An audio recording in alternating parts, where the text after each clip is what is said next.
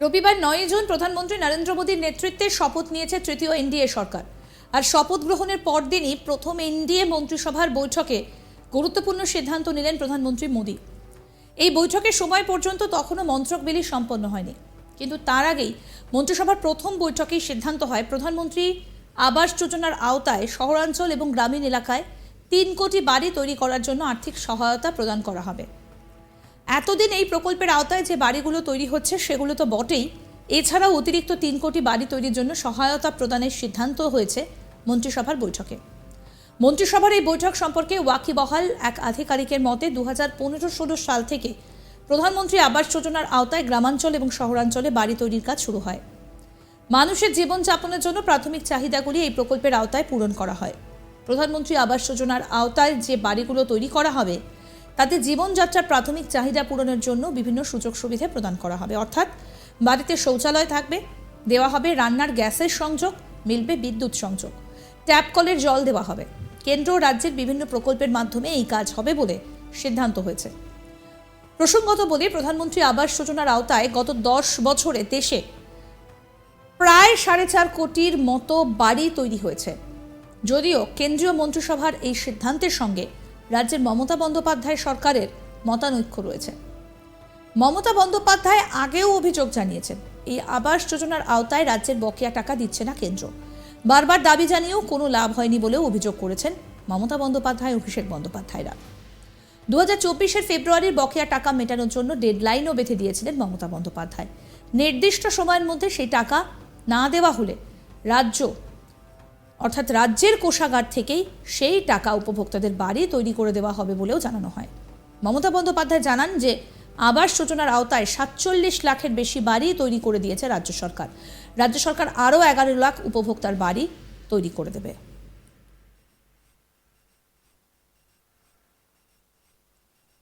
তৃণমূলের সাধারণ সম্পাদক তথা ডায়মন্ড হারবারের সাংসদ অভিষেক বন্দ্যোপাধ্যায়ও জানিয়েছিলেন আগামী ডিসেম্বর থেকে আবাস যোজনার আওতায় প্রথম কিস্তির টাকা দেওয়া শুরু হবে। এখন দেখার এই পরিস্থিতিতে নতুন এনডিএ সরকার কেন্দ্রের শপথ নেবার পর বাংলার আবাস যোজনার বকেয়া টাকা মেটানো নিয়ে কী সিদ্ধান্ত নেয়।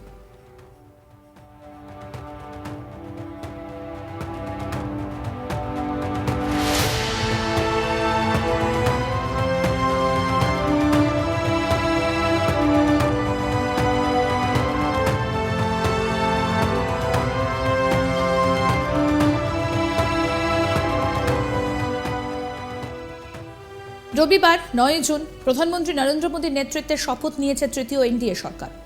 আর শপথ গ্রহণের পরদিনই প্রথম এনডিএ মন্ত্রিসভার বৈঠকে গুরুত্বপূর্ণ সিদ্ধান্ত নিলেন প্রধানমন্ত্রী মোদী।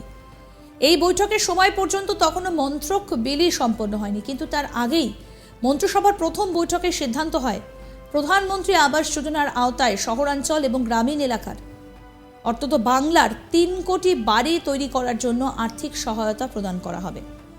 এতদিন এই প্রকল্পের আওতায় যে বাড়িগুলো তৈরি হচ্ছে সেগুলি তো বটেই, এছাড়া অতিরিক্ত 3 কোটি বাড়ি তৈরির জন্য সহায়তা প্রদানের সিদ্ধান্ত নিয়েছে মন্ত্রিসভার এই বৈঠকে।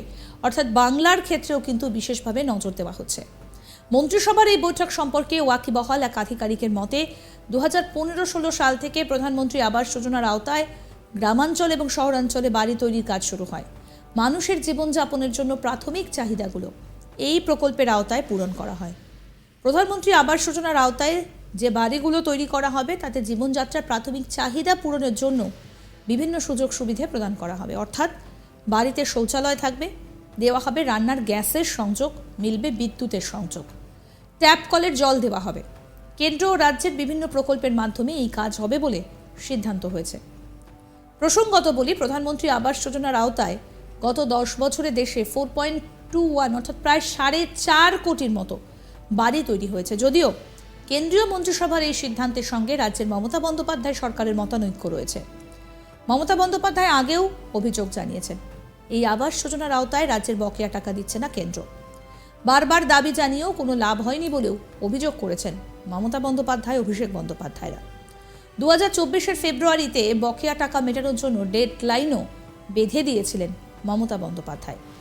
নির্দিষ্ট সময়ের মধ্যে সেই টাকা না দেওয়া হলে রাজ্যের কোষাগার থেকেই সেই টাকা উপভোক্তাদের বাড়ি তৈরি করে দেওয়া হবে বলেও জানানো হয়।